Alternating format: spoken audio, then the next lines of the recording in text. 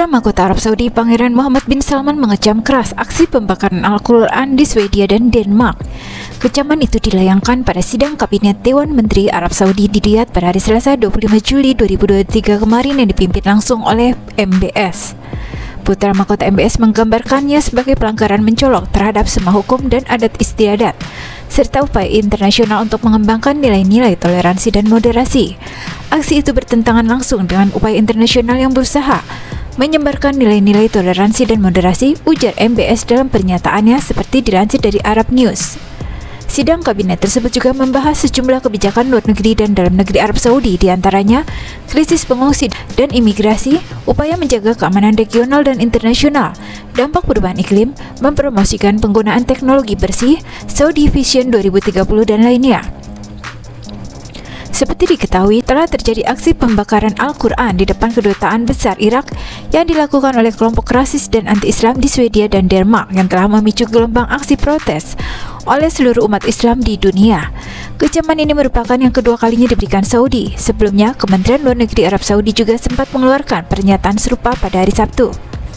Pembakaran Al-Quran marak di Eropa belakangan pada Selasa lalu yang dilakukan sekelompok kecil aktivis anti-Islam yang membakar Al-Quran di depan kedutaan Mesir dan Turki di Copenhagen, Denmark, menyusul aksi serupa di Swedia. Dilansir Reuters, pembakaran di Copenhagen dilakukan sebuah kelompok yang disebut Patriot Denmark. Kelompok itu juga melakukan pembakaran Al-Quran pada Senin dan Minggu lalu di depan kedutaan Irak. Denmark dan Swedia telah mengatakan mereka menyesalkan pembakaran kitab suci Al-Quran, tapi tidak dapat mencegahnya di bawah aturan yang melindungi kebebasan berbicara. Pekan lalu, pengunjuk rasa yang marah di Irak membakar kedutaan Swedia di Baghdad. Bahkan, duta besar Swedia di negara itu diusir. Menteri Luar Negeri Swedia, Tobias Billström, mengatakan staf di kedutaan Swedia di Baghdad aman. Namun ia mengecam otoritas Irak yang menurutnya telah gagal dalam tanggung jawab mereka untuk melindungi kedutaan. Berita selanjutnya adalah Presiden Jokowi mengungkapkan saat ini dunia tengah dilanda kekurangan atau krisis peluru. PT Pindad mampu mengambil peran untuk mengisi kekurangan itu. PT Pindad Persero adalah perusahaan badan usaha milik negara atau BUMN yang menjadi salah satu pilar utama dalam industri pertahanan Indonesia. Fokus utama perusahaan ini adalah menyediakan alat-alat militer untuk TNI Angkatan Darat, mulai dari kendaraan khusus hingga senjata api. Keberhasilan PT Pindad dalam memproduksi senjata api berkualitas juga mendapat pengakuan di tingkat internasional yang membawa nama baik Indonesia di kancah global. Presiden Jokowi dalam kunjungannya ke kantor cabang divisi munisi Pindad di Kota Malang, Jawa Timur juga mengatakan kebanggaan atas prestasi perusahaan ini. Ia mengungkap, seringkali ketika berada di negara-negara lain, dirinya selalu ditanya tentang amunisi produksi PT Pindad. Hal ini menunjukkan bahwa permintaan dan minat terhadap produk PT Pindad sangat tinggi di pasar internasional. Bahkan PT Pindad saat ini menghadapi kebanjiran pesanan peluru dari luar negeri. Sebagai respon terhadap situasi itu, Presiden Jokowi memberikan penyertaan modal negara atau PMN sebesar 700 miliar rupiah kepada PT Pindad. Dana tersebut akan digunakan untuk meningkatkan kapasitas produksi sehingga perusahaan dapat memproduksi hingga 415 juta peluru. Tak hanya berfokus pada peluru, PT Pindad yang terkenal sering menghasilkan senjata-senjata berkualitas tinggi juga menegaskan posisi perusahaan sebagai salah satu produsen senjata terkemuka di Indonesia juga telah diakui oleh banyak pihak di luar negeri. Selain itu, pentingnya kerjasama antara pemerintah dan dunia industri juga tercermin dalam pertemuan antara Presiden Jokowi, Menteri Pertahanan Prabowo Subianto, dan Menteri BUMN Erick Thohir. Pertemuan tersebut dilangsungkan di Istana Bogor pada 16 Juli. Dalam pertemuan itu, Presiden Jokowi memberi arahan yang penting tentang pengembangan industri pertahanan nasional kepada Prabowo dan Erick Thohir.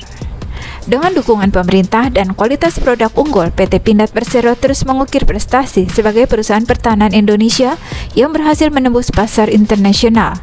Kiprah perusahaan ini diharapkan dapat terus memberikan kontribusi positif bagi pertahanan negara dan citra Indonesia di dunia internasional. Berita selanjutnya adalah laporan Kementerian Investasi atau Badan Koordinasi Penanaman Modal atau BKPM menunjukkan realisasi investasi di Indonesia pada kuartal 2 2023 mencapai 349,89 triliun rupiah, naik 15,7% secara tahunan. Jawa Barat menjadi provinsi dengan realisasi investasi terbesar di Indonesia sepanjang April hingga Juni 2023, yaitu 53,7 triliun rupiah atau setara 15,34% dari total realisasi investasi nasional. Tingginya angka realisasi itu membuka peluang Jawa Barat sebagai provinsi yang paling diincar oleh investor. DKI Jakarta menduduki posisi kedua provinsi paling diincar investor dengan realisasi investasi 43 triliun, lalu diikuti Jawa Timur 31,1 triliun, Sulawesi Tengah 26,6 triliun, dan Banten 24,9 triliun. Penanaman modal asing di Indonesia masih mendominasi investasi Indonesia pada kuartal 2 2023 yang mencapai 186,3 triliun atau 53,3% dari total investasi. Adapun menurut BKPM, realisasi investasi di Indonesia pada kuartal 2 2023 juga berhasil menyerap tenaga kerja langsung yang mencapai 464.289 orang. Realisasi investasi pada kuartal 2 2003 mayoritas berasal dari penanaman modal asing dengan nilai 186,3 triliun rupiah atau 53,3% dari total investasi. Artinya, sekalipun mayoritas investasi Indonesia masih tetap berasal dari asing, tapi investasi dalam negeri juga tumbuh cukup signifikan. Bahkan pertumbuhan PMDN masih tetap tinggi ketimbang PMA, meski secara akumulasi nilai PMA lebih tinggi, kata Menteri Investasi atau Kepala BKPM Bahlil Lahadiah dalam konferensi pers online di YouTube pada Jumat 21 April lalu. Berdasarkan wilayahnya, realisasi investasi di luar Jawa pada kuartal 2 2023 mencapai 182 triliun atau 52% dari total investasi. Jadi lapangan pekerjaan nambah banyak karena proyeknya banyak. Selain itu, Bahlil melanjutkan, pemerintah juga telah memaksakan kepada perusahaan-perusahaan yang berinvestasi di tanah air untuk menyerap semaksimal mungkin tenaga kerja Indonesia. Tujuannya untuk menjaga daya beli masyarakat di tengah pelemahan ekonomi global. Paksaan ini menurutnya tak lain sebagai upaya pemerintah menjaga pertumbuhan ekonomi di atas 5% pada tahun 2023. Serapan tenaga kerja dari investasi ini menjadi kabar baik di tengah masih bergentayangannya hantu PHK di Indonesia.